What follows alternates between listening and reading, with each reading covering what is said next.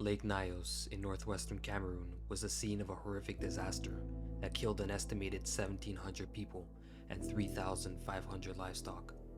Two survivors of the Lake Nyos disaster, Ephraim Che and Halima Sully, shared their experience with the Smithsonian Magazine. The following is an account of what Che and Sully had experienced and heard during the night of the disaster. On August 21st, 1986, at around 9 p.m., Che, a subsistence farmer with 4 children, heard a rumbling noise that appeared to sound like a rock slide for 15 to 20 seconds that appeared to resonate from the lake.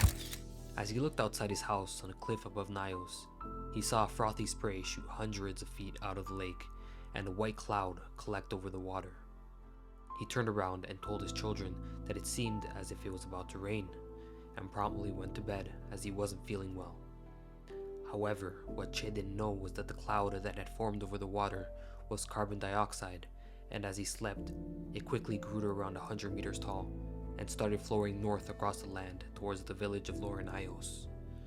Halima Sully, a cowherd, lived closer to the lake's shore in Nyos.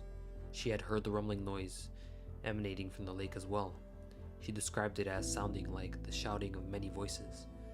As she was getting ready to go to bed, she heard what sounded like wind roaring through her house before passing out. The lake had just released hundreds of thousands of tons of carbon dioxide, and the farmers and people living in the villages were unaware. Some had heard the rumbling noise and left their houses to investigate. However, most lost consciousness after breathing the toxic cloud. Most people were either silently asphyxiated in their sleep or collapsed in their tracks on the paths leading away from the village. The villages of Cha, Saboom, and Fang were also affected by the cloud of carbon dioxide as it moved across the villages, killing all animals and insects in its path.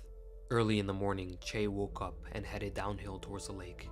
He noticed that the lake that was normally a bright blue color had turned red, and even stranger was the silence that emanated from the nearby village. Normally there would be sounds of the birds, insects, and animals chirping and roaming throughout the village, but that morning it seemed deserted. As he got closer to the lake, he heard someone shrieking. It was Sully. She was confused, and a horrified look spread across her face as she looked at the magnitude of people laying motionless.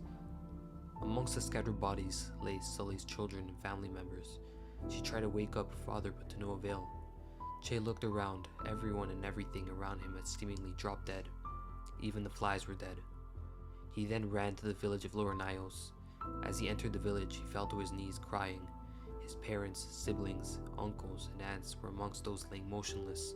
Nearly everyone in the village had perished. In total, an estimated 1,700 people and 3,500 livestock perished as a result of the Lake Nyos disaster. Following the eruption, extensive interviews were conducted with survivors of the disaster. It was determined that all victims near the lake had quickly lost consciousness and that the death was caused by carbon dioxide asphyxiation. The volume of gas released by the lake was so large that some of the people that had perished were found in villages as far as 12 miles from the lake. The fact that anyone survived is a miracle. It could be that the wind and airflow in certain villages and homes enabled survivors to receive enough oxygen to survive. The aftermath of the disaster resulted in a swift investigation of the lake to determine the cause of the deaths. Initially, a virulent epidemic was suspected as the cause of the disaster. However, that theory was quickly ruled out. It was ruled out because none of the outsiders and government officials that had visited the villages had died or had contracted a sickness. It was later determined that on August 21st, 1986, at around 9 p.m., Lake Nyos released a massive amount of carbon dioxide.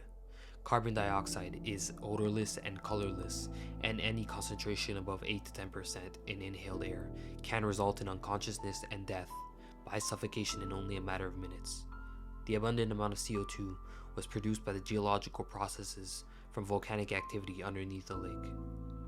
Carbon dioxide gases that had accumulated should have stayed contained in the water as it built up over time, but something forces CO2 to surface, resulting in a limnic eruption, a very rare type of natural disaster in which the carbon dioxide erupted from the lake waters, forming a gas cloud, which then descended to the nearby villages.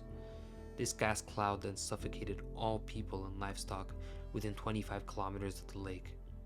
To mitigate the buildup of CO2, and any type of CO2 concentrations in the water, a degassing system was installed in the lake, in which pipes were used to slowly vent out the CO2, with the goal of indefinitely maintaining the CO2 at a safe level. That's going to be the end of it. I would love to hear your theories and any possible explanations you have down in the comments below. I'll be posting these types of videos every week on YouTube, so stay tuned and I'll see you next time.